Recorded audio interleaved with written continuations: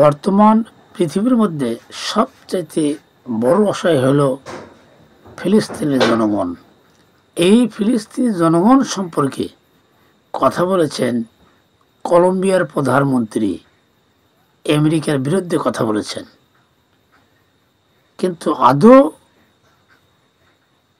মধ্যপ্রাচ্যের মুসলমান রাষ্ট্রগুলা সহ বিশ্বের মুসলিম রাষ্ট্রগুলা এরা কি করে?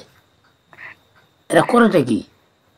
এরা ওই খায় আর ঘুমায়, এই তো এদের কাজ নাকি?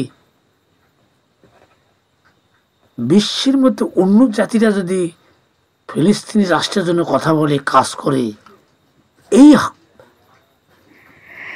এই মুসলমান জাতির হলো কি? এরা কি দুর্বল? না এরা কাপুরুষ? না এরা মুনাফেক? না এরা আবু জেহেলের দল? না কি এরা? এদেরকে আপনারা কি ধরবেন? কমেন্ট বক্সে